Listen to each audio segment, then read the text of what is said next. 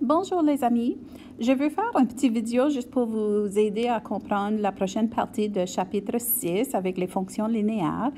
Ian m'a demandé un jour, longtemps passé, comment est-ce que cette algèbre sera utile dans ma vie, madame? Et j'ai dit, attendez, je vais vous montrer avant longtemps.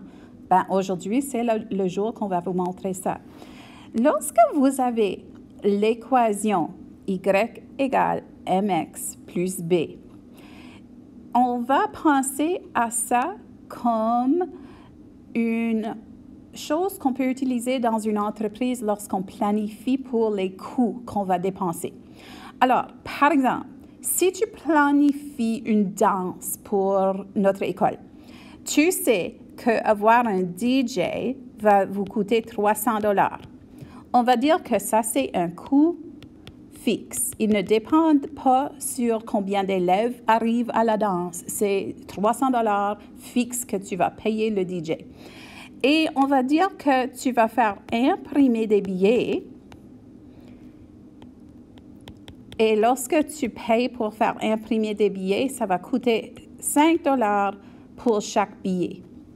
Alors, on va dire que ceci, c'est un coût variable parce que le nombre de billets va être peut-être 12.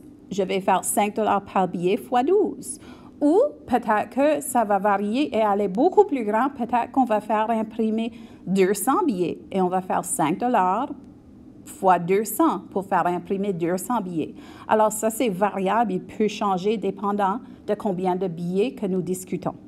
Alors, dans l'équation y égale mx plus b, le B, c'est le coût fixe. Alors, le B, ça, c'est ton 300 $. Ça, c'est ton ordonnée à l'origine sur la graphique, la place qu'il croise l'axe de Y. Alors, même avant que d'autres choses arrivent, on aura cet coût à payer, 300 $, même avant de calculer autre chose.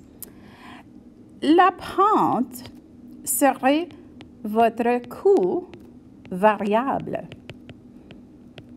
Alors, la pente serait le 5 $ pour chaque billet.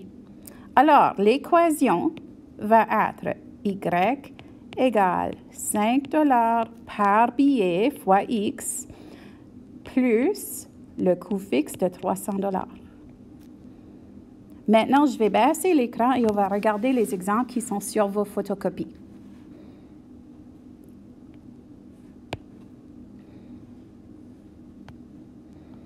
Alors, suppose que 123 personnes achètent des billets. Ça veut dire que j'imprime 123 billets. C'est un coût parce que j'imprime les billets. Je fais mon équation. Oh, regarde, on a changé le Y. On a mis un grand C pour coût total. Alors, ils ont changé les lettres pour aller avec l'histoire. Et en haut, tu peux voir, ils ont changé le X en T pour tickets. Alors, moi, je fais 5 $ par billet fois 123 billets que j'imprime, plus le 300 $ qui est le coût fixe. Alors, changez ceci, il y a un typo. Le coût total, c'est 915 $ lorsque 123 billets sont imprimés. On peut faire une autre chose avec cette équation aussi. Je vais baisser l'écran.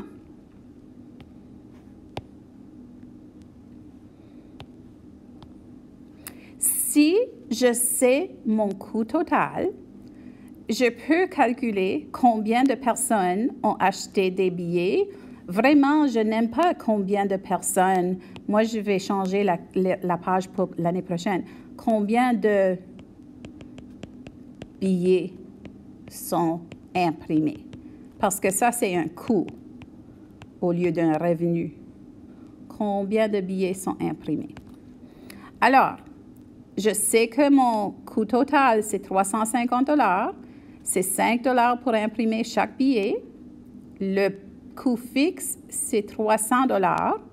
Je commence à réarranger parce que je veux trouver une solution pour T, combien de billets sont imprimés. Alors, je soustrais 300 de chaque côté et j'ai 50 égale 5t. Après ça, je divise par 5 pour faire isoler mon lettre T. Divise chaque côté par 5 et je trouve qu'il y a 10 billets imprimés. Un autre type de question qu'on peut résoudre avec notre équation en forme explicite, c'est est-ce que c'est possible d'avoir un coût précis de 146 $? Et tu justifies ta réponse avec la maths. Alors, on va placer le 146 dans la position de coût total et on a égal 5t plus 300. On enlève 300 de chaque côté parce qu'on essaie de résoudre pour t. Et après ça, on va diviser par le 5 pour isoler le t. Et on trouve que non, ce n'est pas possible car on ne peut pas avoir, ce n'est pas un coût, c'est un nombre de billets négatif. C'est impossible d'avoir un coût exactement 146 $ parce que cela suggère qu'on a imprimé des billets négatifs et on ne va pas dépenser de l'argent à imprimer des billets au négatif.